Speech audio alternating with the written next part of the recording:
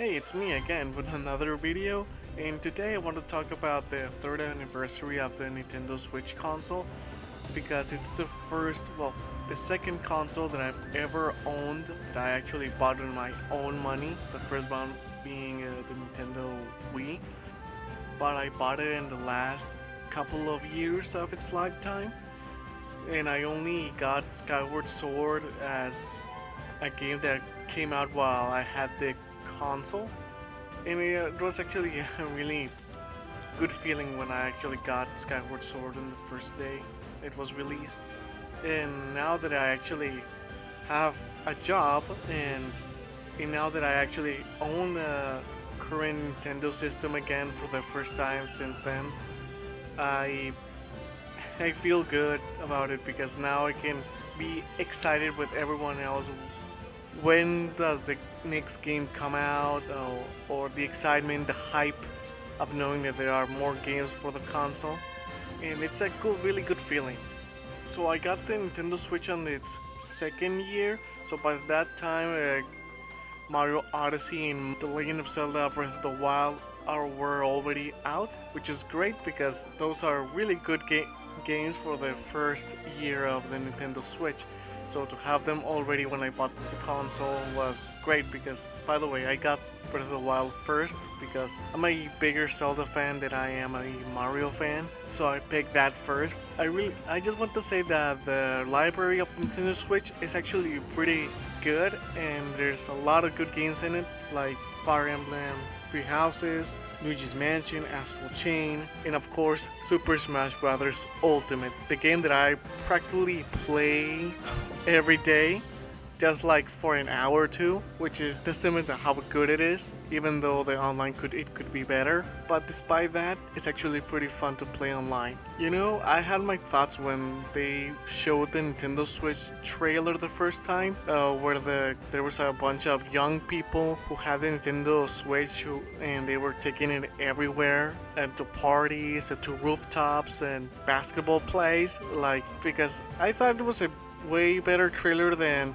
whatever the Wii U had at the time. It was really good because it showed Nintendo that they were paying attention to the criticism that the Wii U had, which was poor marketing, very bad name for the console. People were confusing the Wii U with the Wii, that the gamepad itself was like an accessory for the Wii, and that was not good. Also, with having a very strong launch title lineup, I mean Mario Odyssey, Breath of the Wild, like I mentioned before. Well, there were also other games at launch like Snipperclips and Bomberman R. I haven't played those games, but I know that they're pretty good for people that I've seen doing let's plays of those games, having fun. So it's pretty much good launch for the Nintendo Switch. Also, the Nintendo Switch is portable in a console that you can actually use on your TV, which is really great. And that Nintendo, in all these years, have embraced that mentality of you can take the games, that console games, on the go. I'm glad that Nintendo has embraced the fact that it's a handheld and the console, because Nintendo's strength is handhelds, and merging console and handhelds and combining the two was a stroke of genius on their part. So we've seen a lot of good games in these 3 years. Nintendo has embraced online features for their games, which is a huge step up, although there's always 3 steps behind everyone else in the industry. But I'm glad that they're finally putting their foot forward with online. And the selection of games on their eShop is actually massive. Like, I can't believe how massive it is. Like, and I like how nice it looks, and the fact that it has sales all the time. Like, the eShop is just like Steam, and just like Steam, I have to confess that on my PC I have lots of games that I bought on Steam because they were on sale that I haven't actually touched, and that's happening with the Nintendo Switch, where I have some games that I haven't touched at all, or games that I started and didn't finish, like Valkyria Chronicles, Outlast, Celeste, Enter the Gungeon, Sonic Mania, so such and such. But this is a really good problem to have because there's so many good games that I don't know where to start. That is not to say that the Switch hasn't had a couple of problems, like some Switches heat up too much and burn the outside of the console, the shell of the console, the issue of Joy-Con drift, the lack of voice chat in the games, the fact that online, even though it's a step forward for them, it actually is not as good as services from other companies, because this is the first time that Nintendo actually charges for online, and honestly it doesn't feel like a paid service because it's still as bad as when we had the online for free.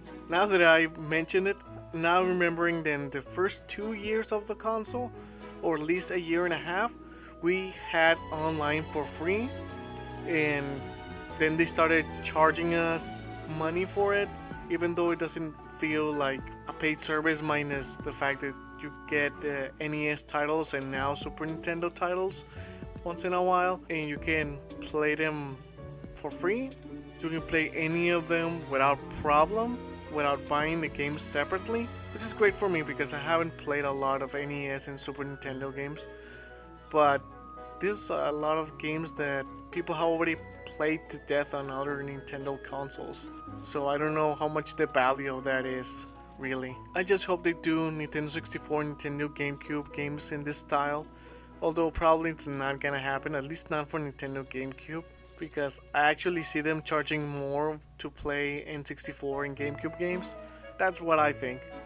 In games wise, even though they have great games, they've also had games that play great, but they don't look great. The two examples of these are Fire Emblem Three Houses, which is a great game, but visually it doesn't look that good. Like, anyone who tells you that it looks good, they're fooling themselves. Because have you seen Garreg, what's the name of the place? Garreg Mach? It looked like it came straight from a Nintendo GameCube with N64 textures. Like, have you seen the grass in the game? And the models of the characters don't look that great. I mean, it's cel shade to emulate anime, but they don't feel like they're actually there in the place that they're supposed to be. The second game is Pokemon Sword and Shield. Man, it plays great, but, well, I have talked about the issue before in this channel, but I just don't like how this game looks. How could they release the game in the state that it was? You know, I'm done talking about Pokemon Sword. I just have to remind you that the game actually is fun. It's just that visually, it looks awful. Okay, I'm done talking about Pokemon Sword in this light. Leaving that aside, the Nintendo Switch is a great system with a very good balance between portability and home console. I'm pretty sure of this because I've heard many stories online about people using it mainly as one or the other. I personally use it as a home console or TV mode, and I very occasionally used it in handheld, just when I feel like not getting off bed or just being on a couch playing my games. The Switch is very convenient in that way.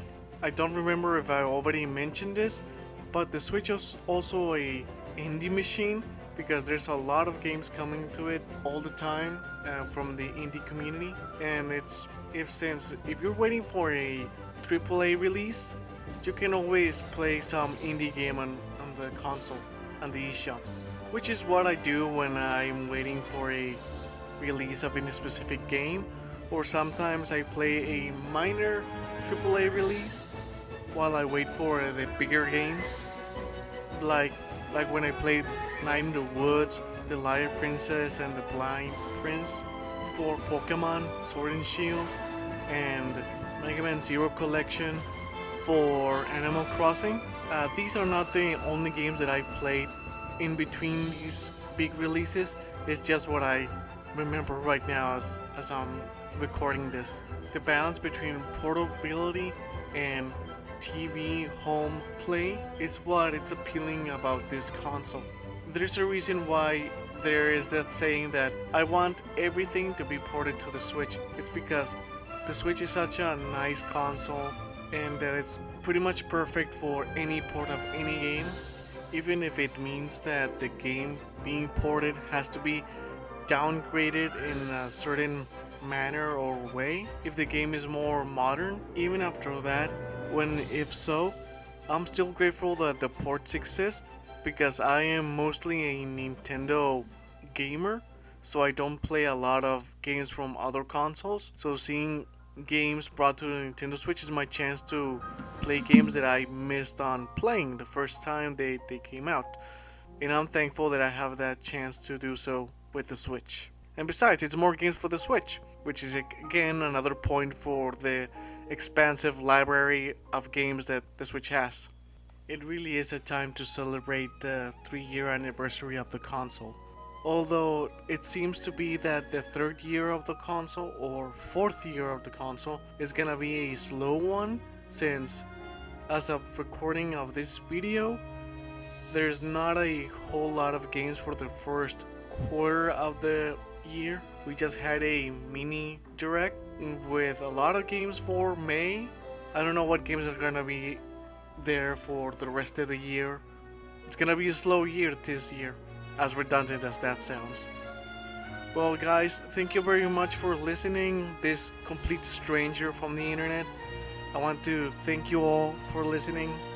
If you like this video, just press the like button, subscribe if you want to see more, and if you really liked this video, and leave a comment down below about what you think about the 3rd anniversary of the Switch, what experience you have with the console, what do you like, and so on. Well guys, with that, I'll leave you be. Have a good day or night. See you later.